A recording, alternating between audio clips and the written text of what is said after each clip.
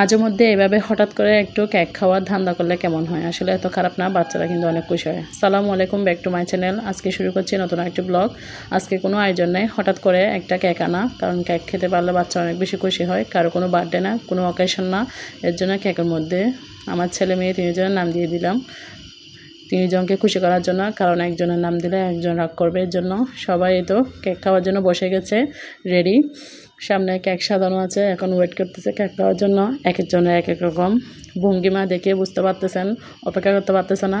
কেউ আবার হাত দিচ্ছে, সাথে ড্রাগন ফলও, কালো আঙ্গুরও রয়েছে।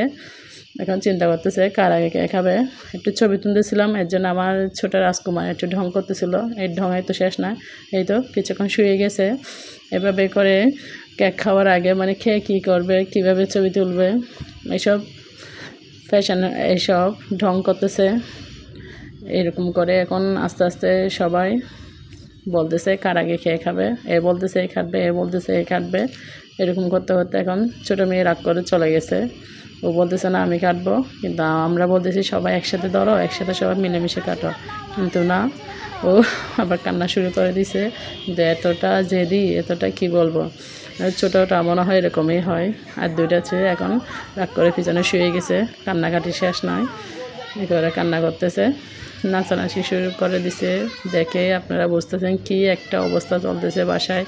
এক একটা এনে আরও অবস্থা কাইল হয়ে গেল। এখন রাগ করে আবার বসছে, কিন্তু না, ও তো নাসুর বান্দা, ও নিজেই কাটবে নিজেই খাবে, কিন্তু খাটতেও যায় না, খেতেও যায় না, সব কিছু এলোমেলো করে ফেলতেছে। তারপরেও কিছু করার নেই, বাচ্চাদের খুশির জন্য আনা, খুশি চেয়ে এখন দেখতেছি বেজারের বেশি হয়ে গেছে। এরপরেও বসে একটু খাওয়ার চেষ্টা করতেছে, কাকু দত্ত দিচ্ছে না, বলতেছে একজন একজনকে খাওয়াই দাও, বলছে না নিজে নিজে খাবে, একজন একজনকে দিবে না, একা একাই পুরো কেকটা খাবে। একটু খেয়ে টেস্ট করে দেখতেছে, বড় বোনের আবার খারাপ লাগতেছে, এর জন্য ধরে মারতেছে।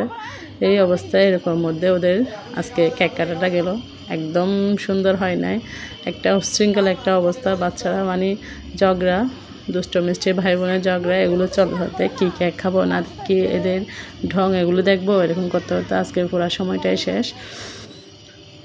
যাই হোক, সবাই মিলে মোটামুটি খেয়েছে। কেকটা কিন্তু রেড ভেলভেটের মধ্যে ছিল, খেতে কিন্তু অসাধারণ ছিল, অনেক টেস্ট ছিল, খেয়ে অত বেশি খারাপ হয় নাই। কিন্তু মানুষ হিসাবে কেকটা কিন্তু ছিল হাফ পাউন্ডের, অনেক ছোটো ছিল, এর জন্য বেশি পাইনি, একটু একটু করে সবাই খেয়েছে।